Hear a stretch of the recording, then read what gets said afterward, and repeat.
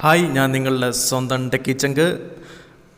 Credit കാർഡുകൾക്ക് മുകളിലുള്ള ബാങ്കുകൾ അവസാനിക്കുന്നു. പുതിയ നിർദ്ദേശങ്ങളുമായി RBI.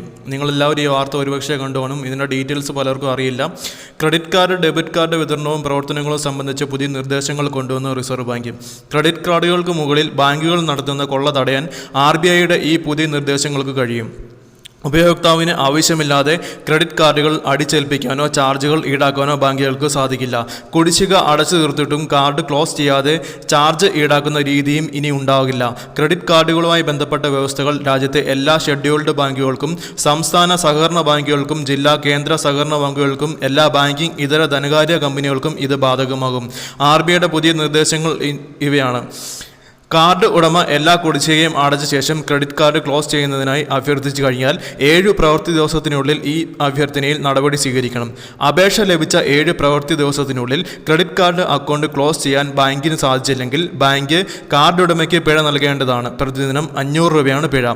ക്രെഡിറ്റ് കാർഡ് ക്ലോസ് ചെയ്യുന്നതിനെക്കുറിച്ച് കാർഡ് ഉടമയെ ഇമെയിൽ, SMS മുതലായവ മുഖേന അറിയിക്കേണ്ടതാണ്.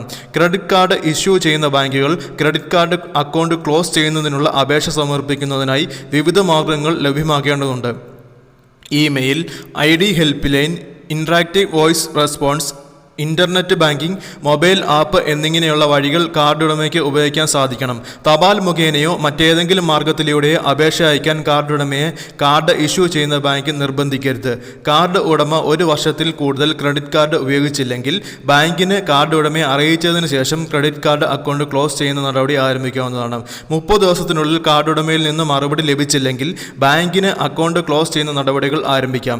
കാർഡ് നൽകിയ ബാങ്ക് 30 ദിവസത്തിനുള്ളിൽ കാർഡ് ക്ലോസ് ചെയ്ത വിവരം ക്രെഡിറ്റ് ഇൻഫർമേഷൻ കമ്പനിയെ അറിയിക്കുകയും വേണം. ക്രെഡിറ്റ് കാർഡ് അക്കൗണ്ട് ക്ലോസ് ചെയ്തതിനു ശേഷം ഏതെങ്കിലും ക്രെഡിറ്റ് ബാലൻസ് ഉണ്ടെങ്കിൽ അത് കാർഡ് ഉടമയുടെ ബാങ്ക് അക്കൗണ്ടിലേക്ക് ട്രാൻസ്ഫർ ചെയ്യണം. ഇവയൊക്കെയാണ് പുതിയ RBIയുടെ നിർദ്ദേശങ്ങളും കാര്യങ്ങളൊക്കെ. അപ്പോൾ നിങ്ങൾക്ക് എല്ലാവർക്കും എൻ്റെ വീഡിയോ ഇഷ്ടമായെങ്കിൽ എൻ്റെ ചാനൽ സബ്സ്ക്രൈബ് ചെയ്യുക. അതുപോലെ തന്നെ അടുത്ത് കാണുന്ന ബെൽ